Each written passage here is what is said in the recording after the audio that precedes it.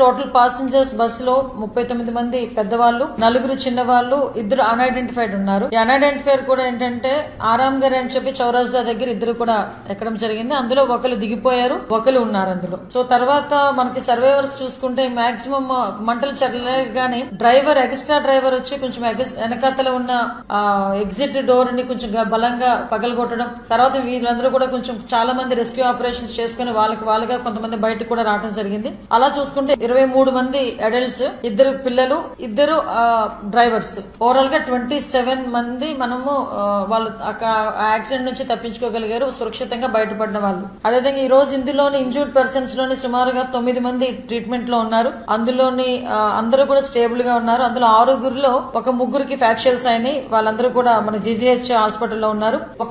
ఒక 3 ఆకాష్ హాస్పిటల్లో ట్రీట్మెంట్ తీసుకుంటున్నారు. ఓవరాల్ గా చనిపోయిన వాళ్ళలో కూడా మనం చూసుకుంటే 17 మంది పెద్దవాళ్ళు చనిపోయారు, 2 చిన్నపిల్లలు చనిపోయారు. అందులో 6 మనకి ఆంధ్రప్రదేశ్ నుంచి ఉన్న వాళ్ళు. అందులో ఒకరు బాపట్ల దాత్రి, ఏజ్ 27 years. నెల్లూరులో ఒక ఫ్యామిలీ, రమేష్ అనూస పేరెంట్స్, వాళ్ళ children Shashank and Mamata. Next Konaseema నుంచి శ్రీనివాస్ రెడ్డి 40 years, రావులపాలెం. వీళ్ళతో పాటు 6 తెలంగాణ నుంచి, ఒకరు ఒడిశా నుంచి, ఒకరు బీహార్ నుంచి, 2 తమిళనాడు నుంచి, ఇంకొక 2 కర్ణాటక నుంచి. వీళ్ళు కాక ఒకటి అన్ఐడెంటిఫైడ్ బాడీ ఒకటి ఉంది. సో ఇది మొత్తం లిస్ట్ అండి. ఇమీడియట్ గా తెలుసుకున్న వెంటనే మన కేసు కూడా రిజిస్టర్ చేయడం జరిగింది. ఆ రిజిస్టర్ జరిగిన తర్వాత ఎంక్వైరీ చేశారు. డ్రైవర్ కూడా మా కస్టడీలో ఉన్నారు. వాళ్ళు చెప్పిన ప్రాథమిక సమాచారం మేరకు అక్కడ నుంచి కూడా మనకు ఎంక్వైరీ జరుగుతుంది, ఇన్వెస్టిగేషన్ జరుగుతుంది.